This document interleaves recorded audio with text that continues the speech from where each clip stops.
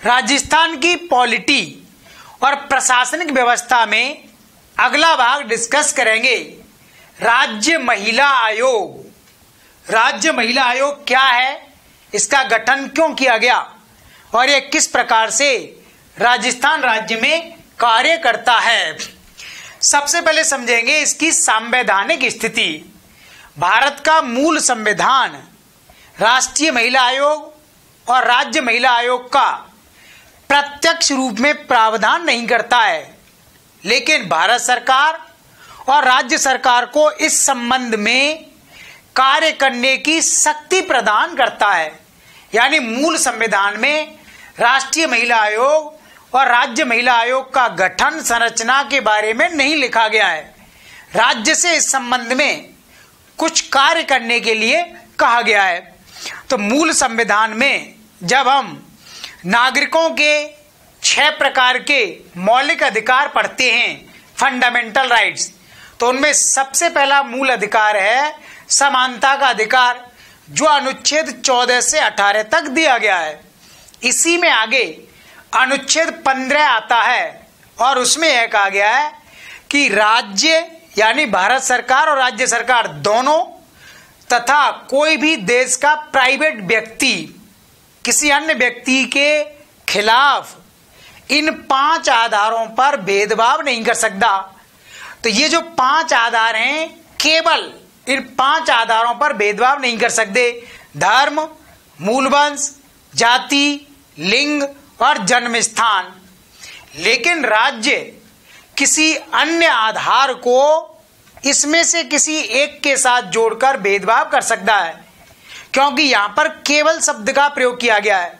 तो केवल जाति के आधार पर भेदभाव नहीं हो सकता कि ऊंची जाति के व्यक्ति मंदिर में आएंगे, नीची जाति का व्यक्ति मंदिर में नहीं आ सकता, या हिंदू धर्म का व्यक्ति इस स्थान पर आएगा, मुस्लिम धर्म अन्य धर्म के व्यक्ति को यहां प्रवेश नहीं दिया जाएगा।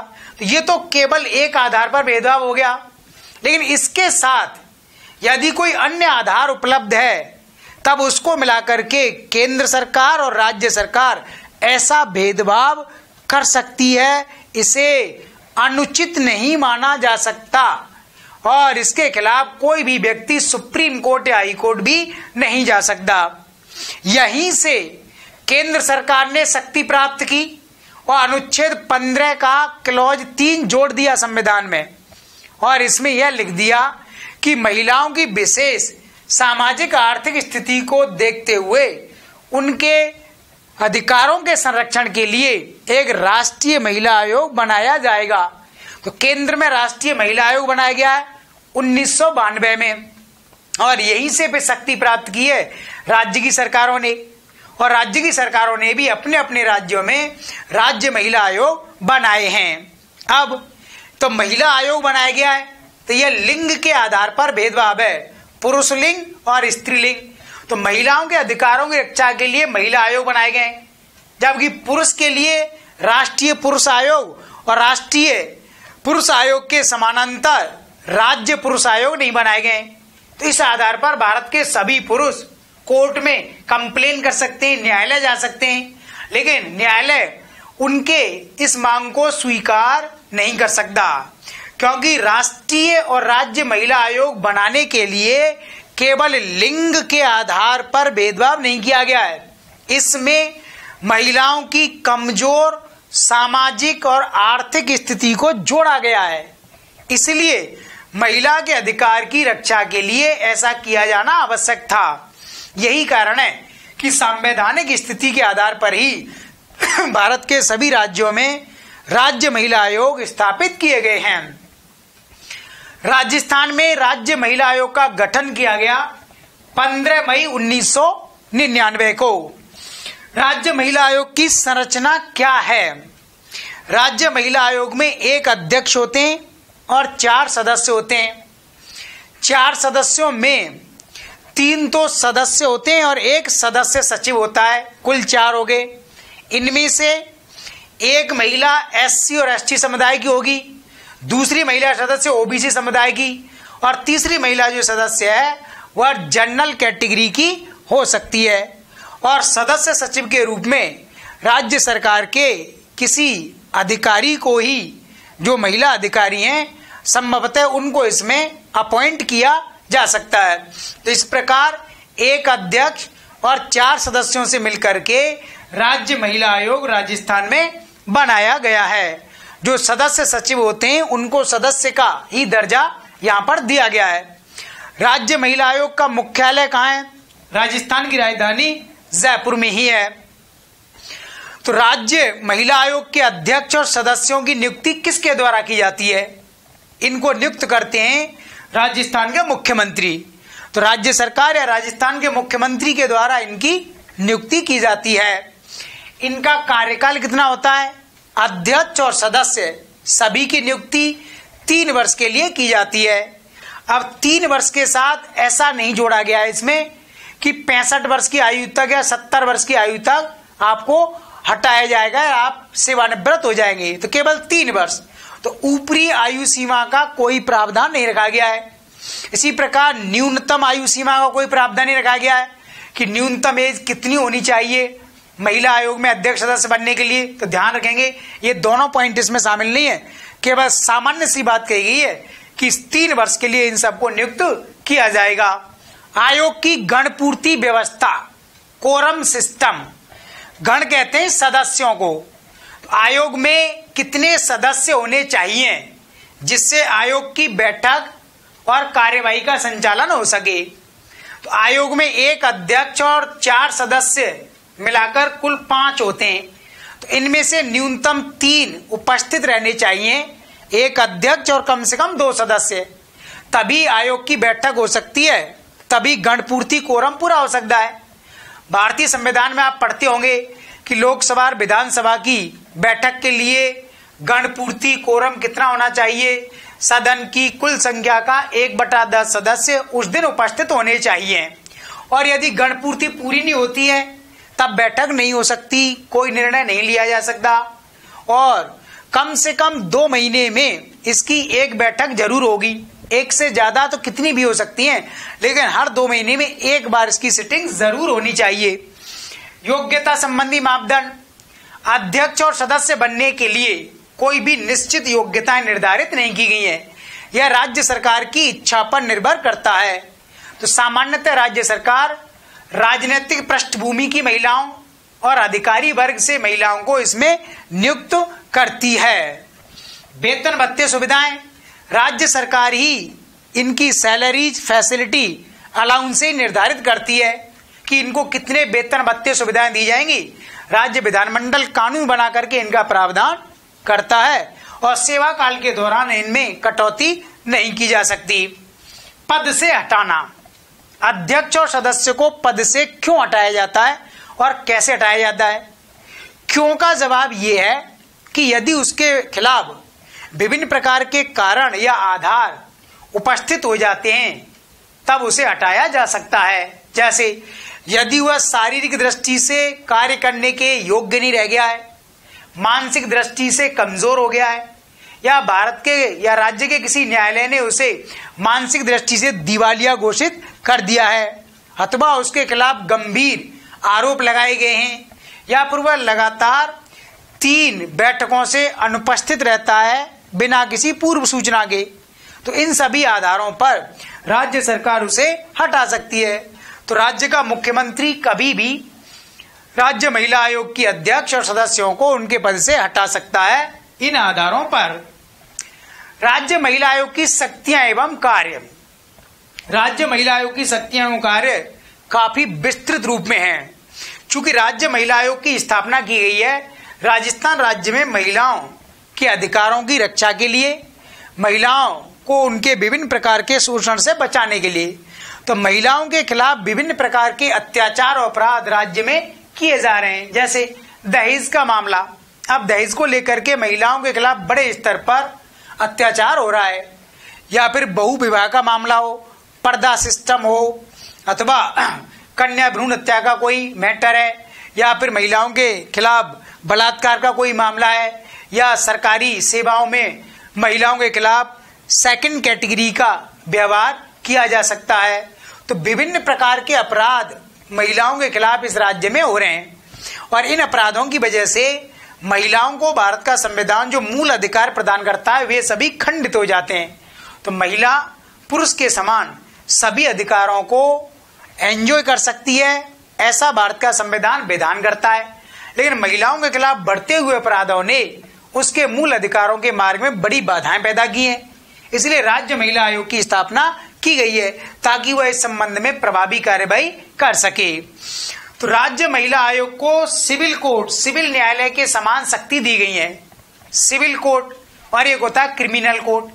क्रिमिनल कोर्ट का अर्थ होता है वो जो किसी मामले में सुनवाई करता है और फिर अपराधी को दंड देता है, सजा देता है।